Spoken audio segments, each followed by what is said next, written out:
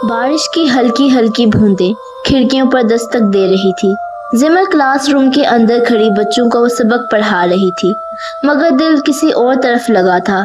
शेर जमान की वो रात वाली बातें, वो लकड़ी का बॉक्स, वो नजरों का लम्स, सब कुछ जैसे धुंध में लिपटा एक नया आगाज हो।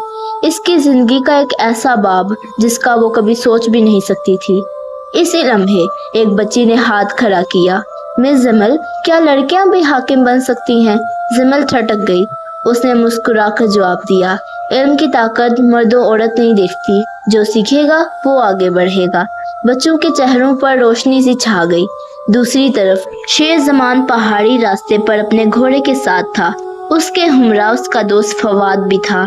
फवाद ने पूछा, क्या वाकई तू उस लड़की को पसंद करने लगा है? शेर जमान खामोश रहा, फिर धीरे से बोला, पसंद और इज्जत में फर्क होता है। उसकी बातों में एक सच्चाई है जो मुझे बदल रही है। इसी दिन शाम को जिमल को एक रुक्का मिला। गांव के करीब की वादी में एक पुराने मजार पर बुलाया गया था। दस्तखत में सिर्फ शाह जमान लिखा था। जमल कुछ घबराई मगर गई। वादी सुनसान थी। बारिश के कतरों से मिट्टी की खुशबू उठ रही थी। शाह जमान वहां खड़ा था, रोबदार, सहत लहजा लेकिन आंखों में सवाल।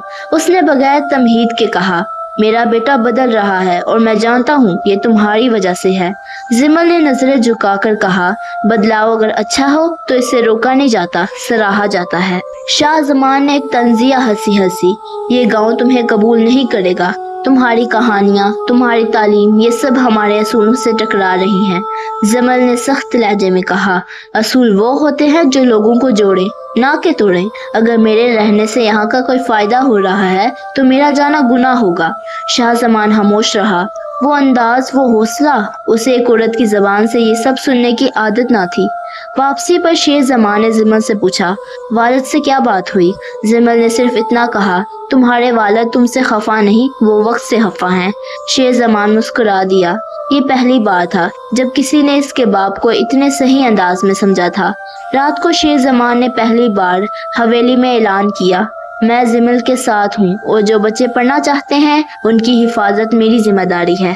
शाह जमान ने गुस्से से मुठ्ठियां भींची मगर कुछ न कहा। अगले दिन जिमल को एक खुशी मिली। स्कूल में एक छोटी सी लड़की ने पहली बार अपने बाप को लेकर आई।